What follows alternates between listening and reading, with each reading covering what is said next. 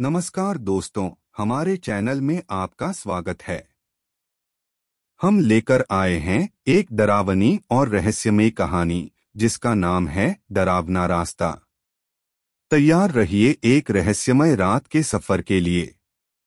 रात के 11 बजे थे। मोहन सुनसान रास्ते से जा रहा था।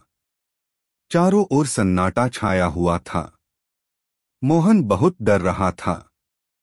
दूर दूर तक सिर्फ अंधेरा ही अंधेरा था। मोहन को सही से रास्ता भी दिखाई नहीं दे रहा था, इसलिए उसने अपने मोबाइल की टॉर्च का इस्तेमाल किया। शायद आज उसकी किस्मत भी उसके साथ नहीं थी। आधे रास्ते में ही उसके मोबाइल की बैटरी खत्म हो गई और उसका मोबाइल बंद हो गया। मोहन के घर से पहले 2 मील की दूरी पर एक डरावना रास्ता पड़ता था, जिसे लोग हवेली के रास्ते के नाम से भी जानते थे। बड़े बुजुर्ग तो यहाँ तक कहते थे कि उस हवेली के रास्ते से रात को 11 बजे के बाद जो कोई भी गया है वह आज तक वापस लौटकर नहीं आया। मोहन घबराते हुए आगे बढ़ने लगा। वह अंदर ही अंदर डर रहा था, क्योंकि उसने बड़े बुजुर्ग से कई बार ये डरावने रास्ते के बारे में सुना था। उस वक्त उसको वो सारी बातें याद आ गई। थोड़ी देर चलने के बाद उसको कुत्तों के रोने की आवाज सुनाई दी। मोहन को कुछ भी समझ में नहीं आ रहा था कि अब वह क्या करे। वह डरते हुए आगे बढ़ने लगा। कुछ देर बाद मोहन अचानक रुक गया। उसकी धड़कनें तेज हो गई और वह बचाओ बचाओ पुकारने लगा। 1-2 बार बचाओ बचाओ बोलने के बाद उसकी आवाज भी रुक गई। उसके बाद क्या हुआ होगा उसके साथ, यह किसी को नहीं पता। मोहन पता नहीं अचानक कहाँ गायब हो गया। इतनी रात अपने बेटे को घर न आए देखकर मोहन की मम्मी ने मोहन को कॉल किया, लेकिन उसका मोबाइल स्विच आया। उनकी मम्मी की चिंता और बढ़ने लगी। उसकी मम्मी ने उसके सभी दोस्तों को कॉल किया, लेकिन किसी भी दोस्त से उसका पता नहीं चला। अंत में उन्होंने उसके एक आखिरी दोस्त को कॉल किया, जो पास के गांव में रहता था। उसका नाम था विजय। विजय ने कॉल पर मोहन की मम्मी को बताया कि आंटी, मैं और मोहन शतरंज खेल रहे थे। फिर खेलते खेलते कब 10:30 बज गए, हमें पता ही नहीं चला।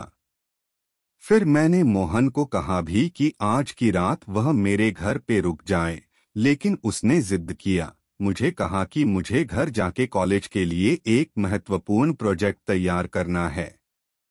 फिर वो यहाँ से 11 बजे निकल गया। बेटा, तुझे उसको रोक लेना चाहिए था, अभी तक वह घर वापस लौटकर नहीं आया। तुम्हें पता है, बीच में हवेली का वो डरवाना रास्ता आता है जो कि बहुत ही खौफनाक है। यहाँ तक कि कुछ बुजुर्ग यह भी कहते हैं कि उस रास्ते से जो 11 बजे के बाद गया वह आज तक वापस नहीं लौटा।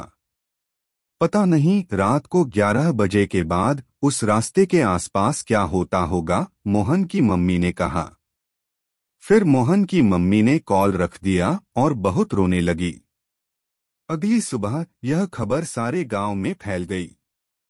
सारा रतनपुर गांव यह घटना से भयभीत हो उठा। गांव के ज्यादातर लोगों की जमीन हवेली के रास्ते पर स्थित थी।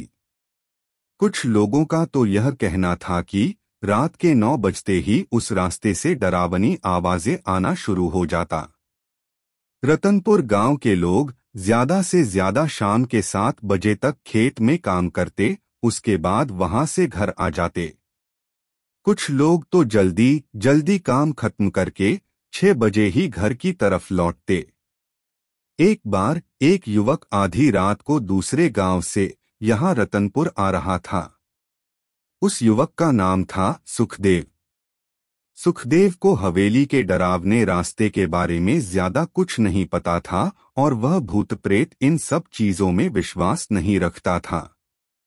रतनपुर में उसका एक दोस्त रहता था, जिसके साथ उसने अपना बचपन बिताया था, फिर उच्च अभ्यास के लिए वह दूसरे राज्य में चला गया।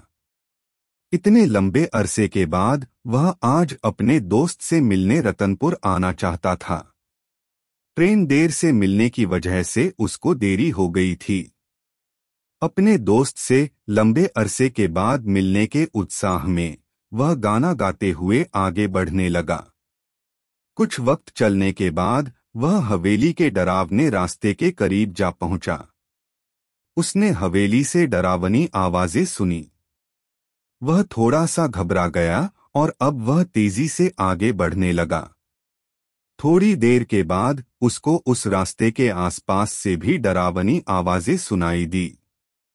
कुछ देर चलने के बाद वह अचानक रुक गया। उसके चेहरे पर पसीने छूट गए और उसने जोर से कहा, मर गया आज तो मैं, ऐसा कहते हुए थर थर कांपने लगा।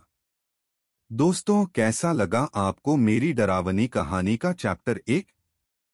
डरावने रास्ते में आखिर ऐसा क्या है जिससे लोग इतने डरते हैं, और क्या रहस्य है उस रास्ते का? डरवाने रास्ते से लोग कहाँ गायब हो जाते हैं?